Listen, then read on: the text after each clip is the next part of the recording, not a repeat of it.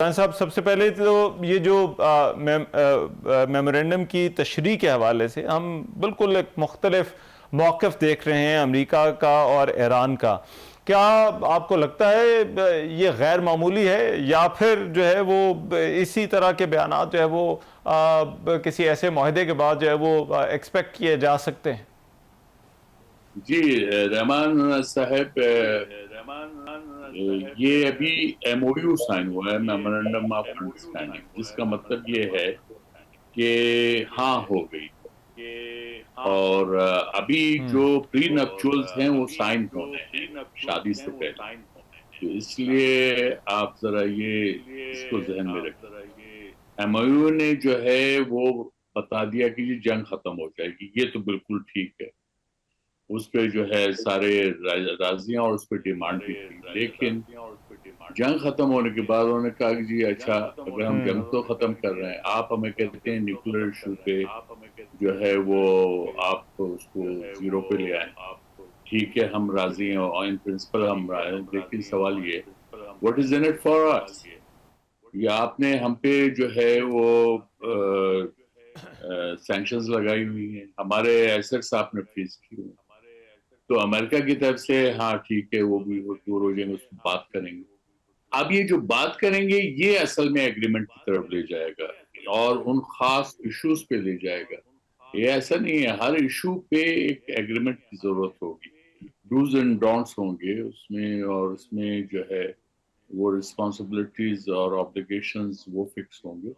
تو یہ اس طرح سے ہوگا. ہم وہ سوشل میڈیا یا ہمارے میڈیا میں اس پہ بحث یقیناً ہو رہی ہے، اور اس میں بھی ان کا قصور نہیں ہے. وجہ یہ ہے کہ پچھلے 47 سال سے جو مخاصمت چلی آ رہی تھی ایران کے جو ڈسپنسیشن ہے اور امریکہ کی مختلف ایڈمنسٹریشن کے درمیان، تو وہ تو اپنی جگہ جو ہے مسلم ہے. تو اس لیے اب یہ ایک آئس بریکنگ ہو رہی ہے.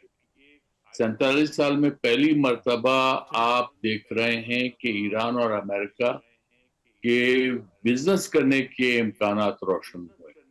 پہلے اس کا تصور بھی نہیں ہو سکتا.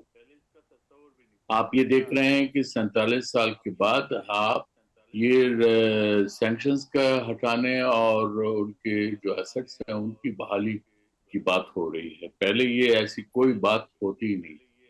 ہاں، وہ جب جے سی پی او سائن ہوا تھا اس وقت امریکہ نے سیکنڈری سینکشنز تو ہٹا دی تھی. سیکنڈری سینکشن یہ ہے کہ غیر امریکی نان امریکن اینٹیٹیز اینڈ بزنسز وہ بزنس کر سکتے تھے ایران کے ساتھ، لیکن جو پرائمری سینکشنز ہیں جس کا تعلق امریکن اینٹیٹیز اور بزنسز کے ساتھ تھا وہ نہیں کر سکتے. اب یہ بات نہیں ہو رہی. اب بات ہو رہی ہے $300 ملین ریکنسٹرکشن پروگرام کی. یہ پہلے کبھی کسی نے اس کا سوچا بھی نہیں تھا. ٹھیک ہے، اس کے لیے پیسے ایران تو نہیں دے گا، امریکہ تو نہیں دے رہا، لیکن ظاہر ہے کہیں سے فنڈ اکٹھے ہوں گے. اس سے جو بزنس اپرچونٹیز ہیں وہ آگے بڑھیں گی. تو اس لیے ہمیں اس کو اس تناظر میں اس میں یقیناً گلچز ہوں گی، اس میں جو ہے رکاوٹیں بھی ہوں گی. اس میں آپ اسپوائلر کا ہمیشہ اب ہم ریپیٹ کر رہے ہیں اپنے ہر بات چیت میں، ڈسکشن میں. وہ اسپوائلر رول ہے اسرائیل کا، وہ بالکل مسلم ہے، ہوگا. تو اس لیے ہمیں یہ تمام تناظر کو مد نظر رکھتے ہوئے یہ بہرحال ایک پازیٹیو سٹیپ ہے، کیونکہ اس نے یہ اعلان کیا ہے کہ اب جنگ نہیں ہوگی. اس کو آپ نے پرماننٹلی ٹرمینیٹ کرنا ہے between Iran and U S as well as right. لیکن دورانی صاحب، اب اس میں جو آبنائے ہرمز والا معاملہ ہے وہ تو بڑا بنیادی معاملہ ہے اس رشتے کے اندر. ایران کا یہ کہنا ہے کہ انفارمیشن نہ دی گئی، کوارڈینیشن نہ کی گئی تو جہازوں کو نہیں گزرنے دیں گے. امریکہ کہتا ہے کوئی ٹول ٹیکس نہیں ہوگا اور نہ ہی لینے دیا جائے گا. تو آپ کو لگتا ہے کہ یہ بھی مسئلہ جو ہے وہ آگے ہی چل کر اس کو حل ہونا ہے؟ دیکھیے، اس میں ایران جو ہے اگر اس میں رکھنے ڈالے گا تو ایران کے لیے سیاسی طور پہ اور ڈپلومیٹیکلی اس کو نقصان ہوگا. یہ جیسے پہلے جو سچویشن تھی، اسٹیٹس کو تھا، اس کو بحال کرنا ہوگا. ابھی یہ ایک بات مسلمہ ہو گئی کہ ایران نے اسٹریٹ آف ہارمز کو as a military tool use کیا، اس نے اپنی جغرافی کا فائدہ اٹھایا، وہ اپنی جگہ ہے، لیکن یہی اس کو اب فائدہ یہ دے گی کہ اس پر سے سینکشنز اٹھ جائیں گے۔ سینکشنز اٹھنے کا مطلب یہ ہے کہ وہ بزنس میں آ جائے گا، درمیان میں مین اسٹریم میں آ جائے گا، تو وہ میرے خیال میں ڈپلومیٹیکلی ایران ایسا نہیں کرے گا، اگرچہ اس میں خاصی ہیگلنگ ہوگی، اس میں بات چیت ہوگی، لیکن الٹیمیٹلی مجھے یہ لگتا ہے کہ اس کا ایک امیکیبل سولوشن آ جائے گا۔